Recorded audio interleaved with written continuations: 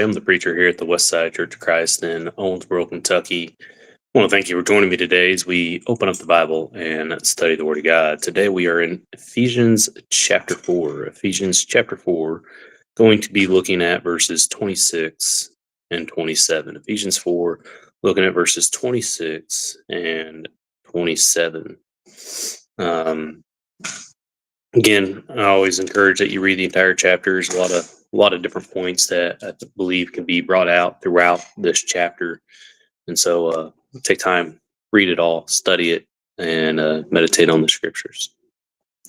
Looking at these two verses, it says, "Be angry and yet do not sin.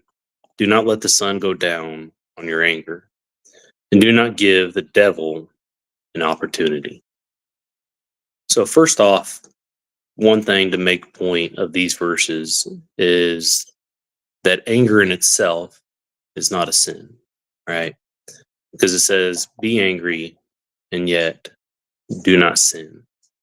And so anger in of itself is not sin. In fact, you might go forth, you can go forth and say that there is a righteous anger, because we know that God, time and again, got angry with the children of Israel. God got angry with, you'd say, he probably gets angry with us every time we fall short and we do stupid things and we go in the wrong direction. But we certainly see his anger throughout the scriptures, right? And it's a righteous anger because he is angry that they are not listening to the truth but turning aside. They're angry because they're turning to idols and not turning to him. And so he has a righteous anger. And so we can also have a righteous anger, right? That lines up with the scriptures, that it is just, because it's not out of jealousy of what your neighbor has. It's not out of coveting over other people's stuff. It's not an anger just because I didn't get my way. So those things that can lead us in the wrong direction. But even then, it all depends on what you do in that anger, that your righteous anger can turn into sin, right? All depending on what you do. If you continue to just dwell on the anger, then we don't try to fix anything. We continue to let it rule our lives and affect how we treat one another. And so there's a lot of opportunity to sin with our anger, but we need to make sure we control it.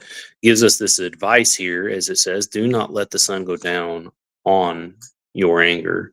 That is something that we need to try to resolve in the day, that we need to try to make better, because again, it's just the longer that it sits with us, the more opportunity to sin comes about. And that's verse 27. Do not give the devil an opportunity. Do not allow him to take advantage over the situation. So we need to try to keep our self-control and do our best to look to God in these situations. And again, you may be justified in being angry, but we need to make sure that we do not allow the opportunity for Satan to cause us to fall short. So anyways, I want to thank you for joining me today. Hope everybody has a blessed day today. And if the Lord is willing,